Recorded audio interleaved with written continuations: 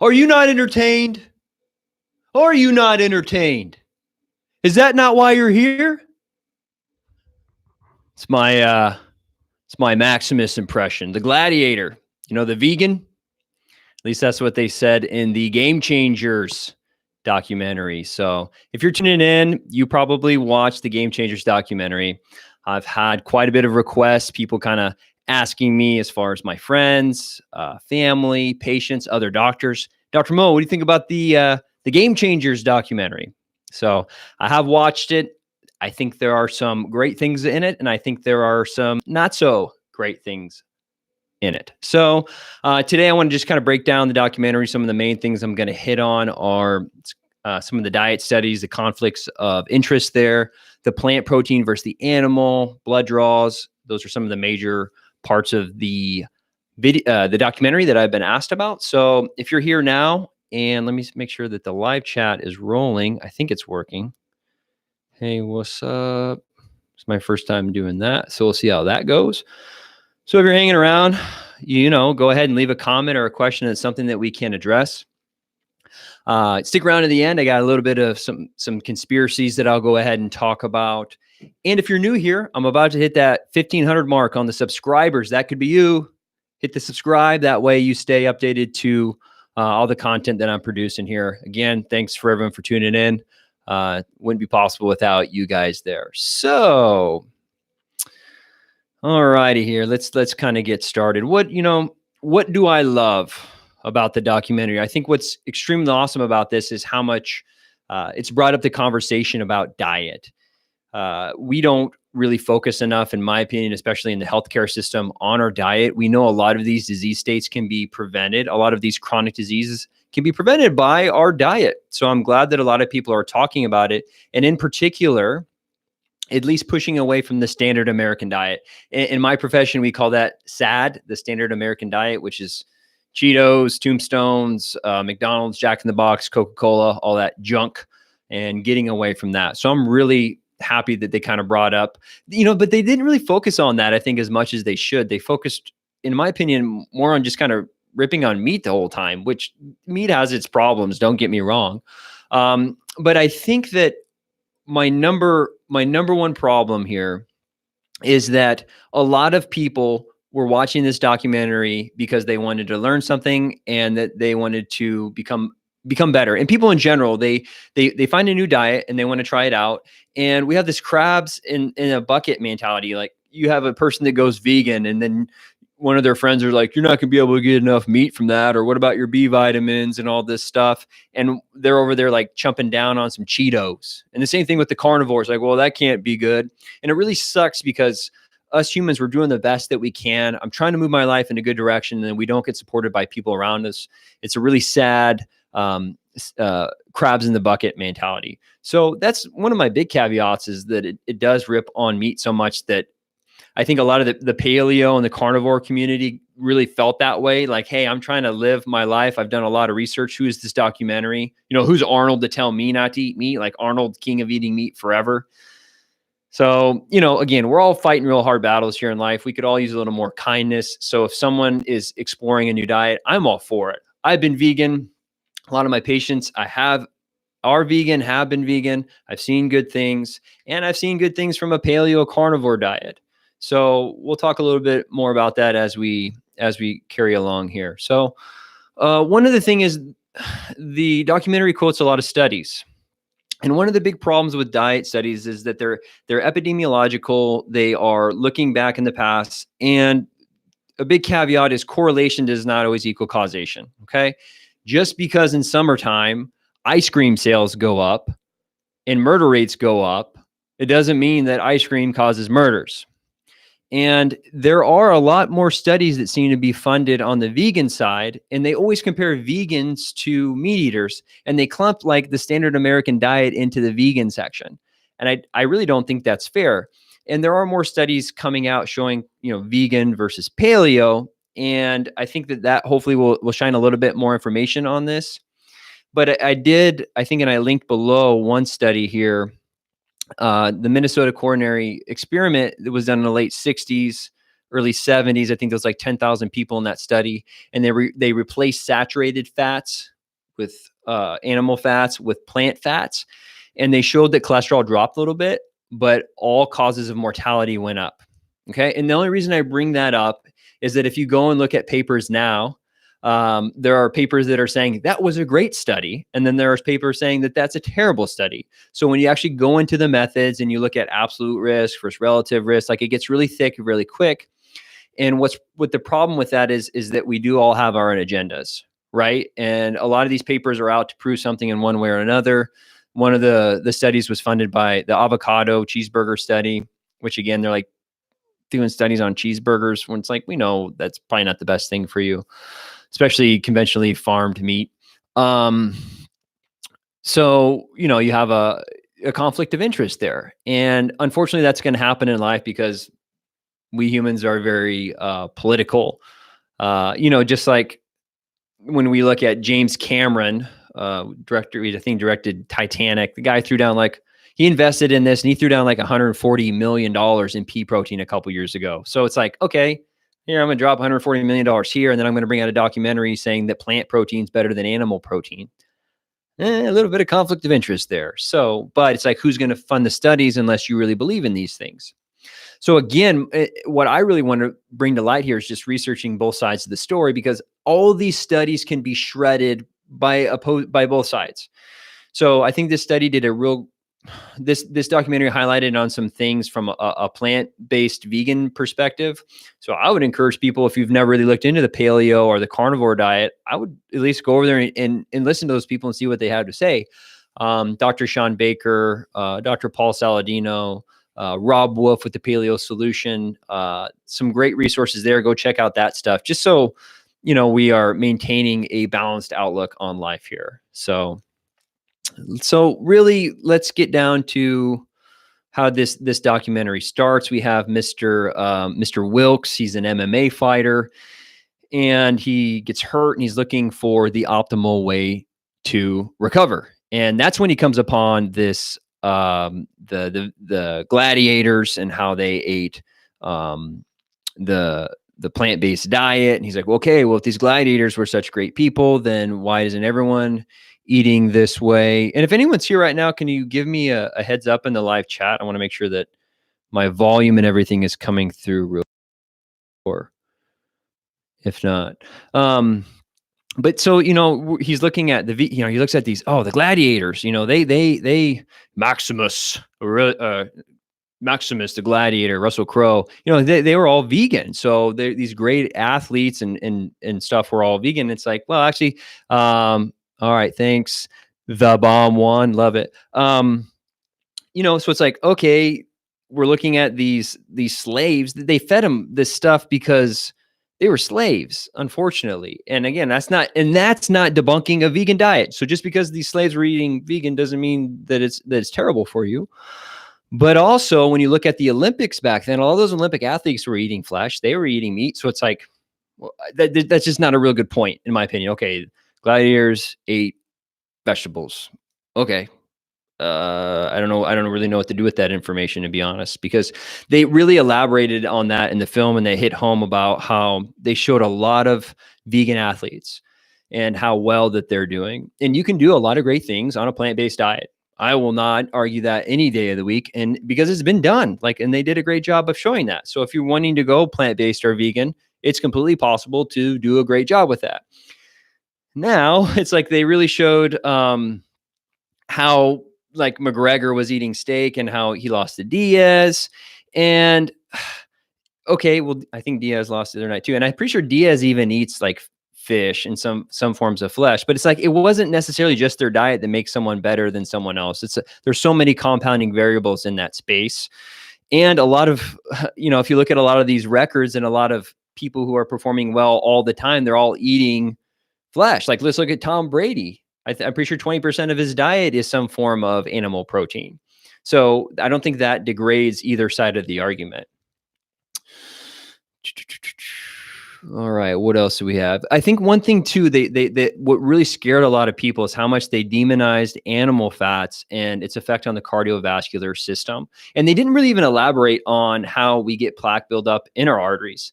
And I think that there are some correlative studies showing that higher amounts of cholesterol do cause more amounts, higher rates of heart disease. And we know that there are compounding variables. For instance, there's a reason we measure blood sugar a lot, because oxidative damage in the blood vessels is ultimately one of the biggest factors of what will cause your blood vessels to get covered in plaque, or to plaque up, to thicken. And a lot of that comes from environmental toxicity, from smoking, drinking, and unhealthy lifestyle, pro-inflammatory fat ratio, high amounts of omega-6s, which are actually found in a lot of plants, compared to omega-3s, which are often higher and like grass-fed cows and in fish. So they really hammered that point home, and they didn't really talk about the pathophysiology of it. So I wish they had elaborated on that a little bit more. Now, a real big topic that got discussed a lot is the idea that, okay, we know that all protein comes from plants. And that's what like all these herbivores do, is they eat the plants and then we eat them to get the protein.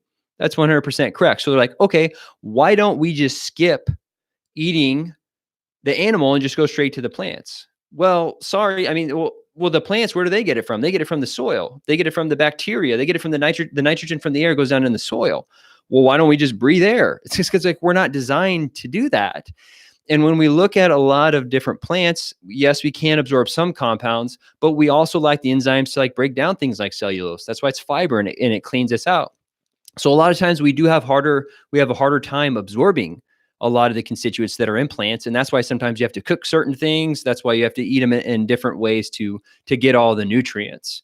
And just the argument in general is like, everything comes from the sun at one point or another. The sun, sun hits the plants, creates photosynthesis, it gives us sugar. So everything on earth, the heat, all those things come from the sun. Why not just get it from the sun? I just don't think that's a very good argument. And then they kind of go on to break down the plant protein versus animal protein and the negative constituents that are in the animal protein and all the positive things that are in the plant proteins. So positive in the plants, negative in the animals. And again, two sides to that story. Like there's a reason from like kids, supposedly kids don't like bitter foods. Like it's really hard to get kids to eat vegetables. Why is that? Well, a lot of these plants that are bitter can be poisonous in high amounts, or, even like mushrooms, those things can kill you from eating them. So when you think about the evolutionary biological systems, and our bodies are almost pushing us away from that now. And I'm not saying that all plants proteins are bad. But two, when you look at spinach, like people are like, oh, well, spinach has more protein than a lot of animal meats, like per gram. And it's like, yeah, but in order for you to eat enough spinach to get the right amount of protein, you'd get so many oxalates that it would form kidney stones in you. So it's about balance. It's really about balance. Animal proteins, they talked about the heterocyclic amines. Those really happen from improper cooking when you barbecue or really torch your meat as far as burning it. So that can be avoided. It's also interesting they ripped on heme iron. There are some studies showing that higher amounts of heme iron can cause oxidative damage in the blood vessels. But also heme iron is the most absorbable form. And this is why often some vegans do become anemic, because the iron that is in plants it's not as absorbed as easily. And so you can't make red blood vessels, and then you get tired. So the plants versus animal protein breakdown. And then two, talking about like the omega profiles that come with eating the certain types of animals, because for instance, plants have an omega-3 called ALA. And we have to, as humans, we cannot use ALA. We use EPA and DHA. And so we can take flaxseed and get ALA, but we have to convert it. And it's a 10-to-1 ratio. So we have to take 10 times as much. And this is just a common theme when we eat these plants. That's the reason a lot of times when we eat animals is because they've done most of the work for us. And again, there's two sides to every story. Vitamin C is great, but even at super high doses, it actually becomes a pro-oxidant. which again is a complicated topic because there's a lot of studies on high amounts of this pro-oxidant can be good. So, there's two sides to every stories. I do agree with, it does seem that there are a lot more antioxidants in the phytochemicals in plants. Again, I think plants are a great source of a lot of micronutrients. So I think it's a good idea to eat both of them. The blood draw scene. Okay, this is one I've gotten a lot of questions about. I've seen thousands of blood draws, and it does happen when someone eats a very high fat meal that the blood gets cloudy. That is lipids. That's literally lipids entering your bloodstream. And so they kind of demonize it and like, oh, look at all these lipids. It must be bad. And it's like, did they show that high amounts of lipids are necessarily bad? And did they measure blood sugar? They didn't measure blood sugar. Like I talked about earlier, blood sugar is a major cause of oxidative damage in the blood vessels. And when you eat higher amounts of fat and you eat higher amounts of protein, your body releases CCK, and it actually slows down how quickly you absorb sugars. So there's actually a benefit to that. When you have high glycemic sugars, you eat something, it turns to sugar really quickly. It fills up in your bloodstream. It causes a lot of damage. So again, two sides to the story. I would really like to see if they'd have measured blood sugar, if there'd have been a difference. But then again, those burritos, they had guys eating a bean burrito versus guys eating a meat burrito. What if they'd have done just plants versus just meat? Because that's the kind of the argument they're going with. I'm like, I think you need to give both sides a fair fight. And also one thing to consider too with the sugar battle is that we have circadian rhythms. And when you're eating sugar, you release insulin, your insulin goes up, and insulin is very pro-inflammatory. And then it goes down and causes cortisol, which also has its damages. So one of the advantages of a paleo keto carnivore diet is less fluctuations in that area. Again, I think it comes down to balance. And then they did their erection study. So I've helped hundreds of guys with erection problems. So they put a device on the first night. The first night the guys eat more meat. The second night they don't eat any meat, and they showed that it seemed like they had better erection strength the second night. And again, so many compounding variables. And the doctor in there even says that this isn't a study, and it's not a good study. You could be uncomfortable wearing that thing the first night. Maybe the second night you're a little more comfortable. Your testosterone is actually highest when you get a good night's sleep. So maybe the first night they didn't sleep that well. Maybe it was a Friday night, so they had a long work week, or they had camp all week, and then Saturday they had more rest all day. Again, too many compounding variables. They talk about beetroot juice. I like beetroot juice. I think it's good for you. It's good for your blood vessels. I recommend doing that. I recommend that to a lot of my guys. I think it's awesome. And you can also get vasodilate, like beetroot juice helps with vasodilation, opening of the blood vessels. You can also get that from taking higher amounts of arginine, which is often found in meats. It's in seeds and nuts and legumes too. What else do we got? We got Arnold on there. Hey, who are you to tell me what to eat? And I was like, Arnold, like, dude, you've eaten more meat than everyone here combined. Like, who are you to come out and tell it? And it's very, again, I think hypocritical for him to be like, the meat industry is why we eat so much meat, because meat makes you feel like a man, and we've been brainwashed into eating meat. And I don't know how many of the Native Americans were brainwashed to go eat buffalo. I don't think, again, that's not that great of an argument. And then he brags about how low his cholesterol is on a plant-based, I don't know if he's vegan, on a plant-based diet. And his cholesterol, he says, is like 106. And I don't know if that's his LDL or his total, but that actually predisposes him to brain disorders like Alzheimer's and dementia. Like, you want to meet someone not doing well, low cholesterol can really mess with you. It's your precursors to all your steroidal hormones. So not all that great when it's super low. Again, some correlative studies showing that higher cholesterol causes more damage to the blood vessels, though. So then we get to the part where they're talking about how humans have no adaptations to eat meat. And again, I'm just like, we have highly, highly acidic stomachs, so we can break down meat. We have incisors on our teeth to, they say that they're really not, but I'm like, there are plenty of people out there that are eating meat. And this again is when you get into somewhat of an evolutionarily biological argument. something seems maybe 2 to 3 million years ago from an evolutionary perspective that humans' brain size all of a sudden kind of blew up, like it got huge. And what also happens is that our large colon shrunk. And that's where you have a lot of the fermentation process and a lot of the plant constituents are broken down. And we humans, compared to some of our primate cousins, actually we have much smaller large intestines, the colon, and we actually have larger small intestines. And that's the part where a lot of you have amino acid absorption.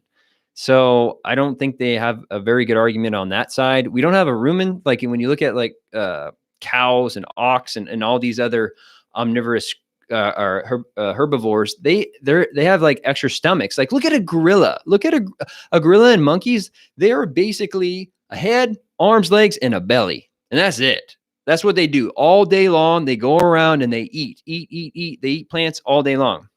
And most omnivorous creatures, if you give them the choice, like a bear, if you have like a handful of blueberries and you have a salmon, like he's going to pick that salmon 9 times out of 10. So I don't see a lot of value to that argument either.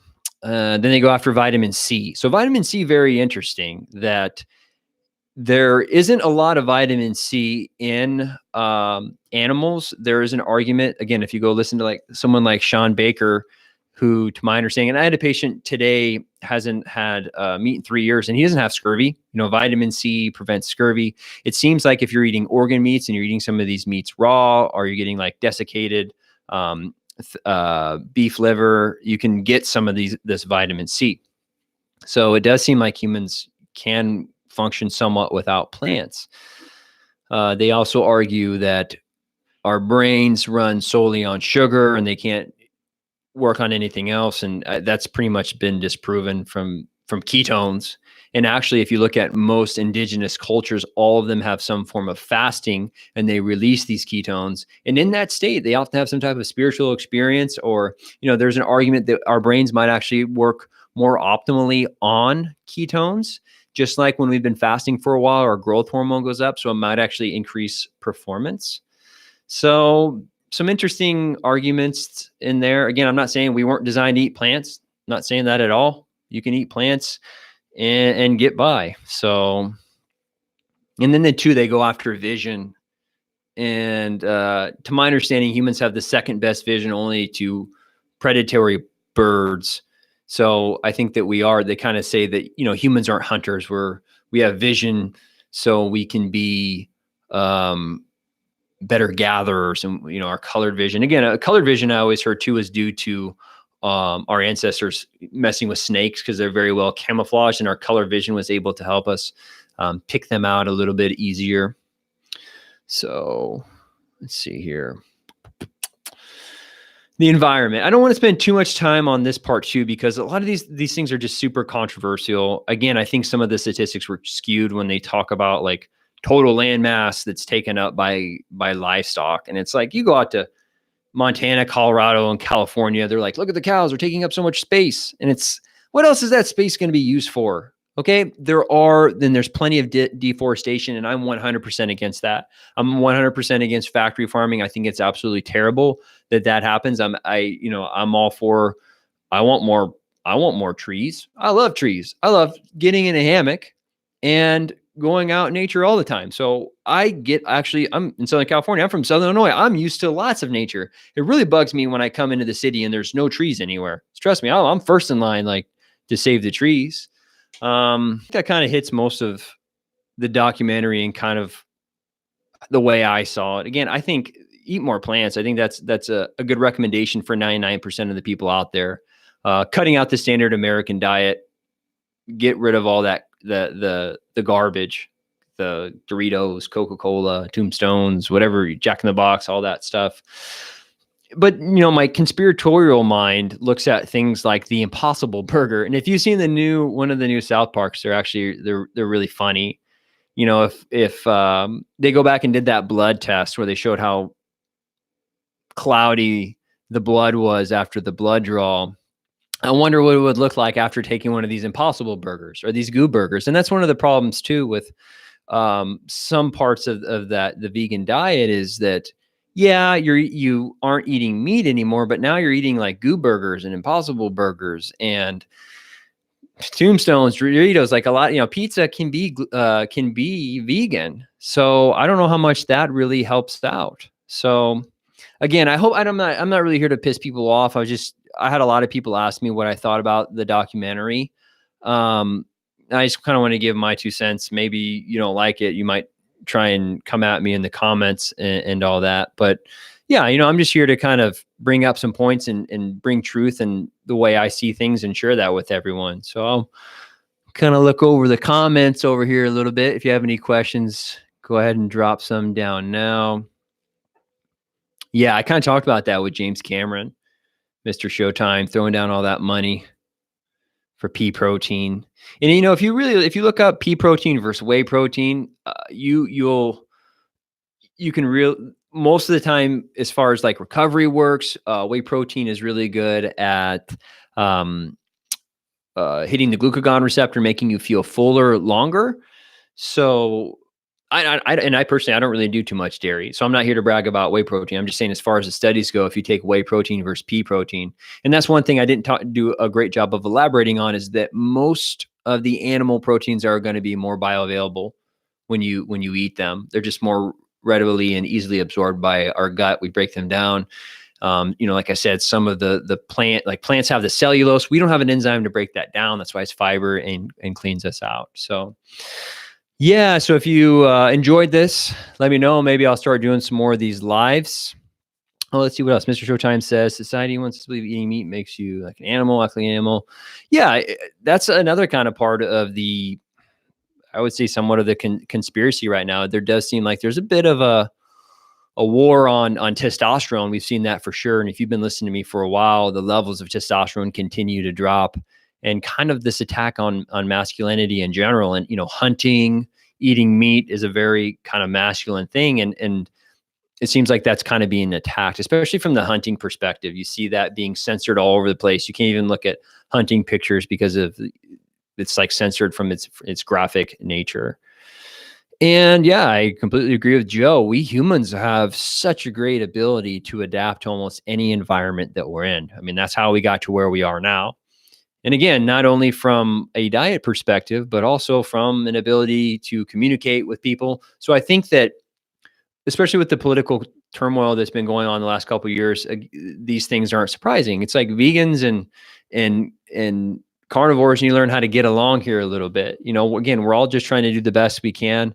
We're all trying to become better people and living healthier lives. Make an argument for some people, maybe not so much, but I think overall, a lot of us are here because we're trying to better ourselves. So again, if you're having friends out there that are making dietary changes and lifestyle changes, and maybe you don't agree with them, do your best to plant seeds in them to investigate the other side of the diet, but also just to, support people in the way that they're trying to live better lives. So have you ever gone vegan and did you feel increased energy?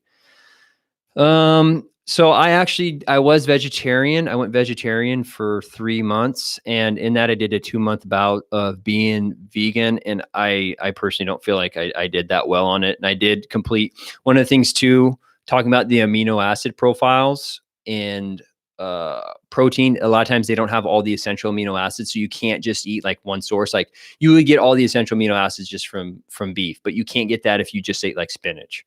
And you could, if you ate like maybe 1,000 pounds of it, because there are certain amino acids that are essential to our body, meaning we have to eat them, that we will die without consuming them. We just can't. A lot of the other amino acids, when we eat them, we can convert them into other ones. Like glutamine, we can convert into a lot of other amino acids.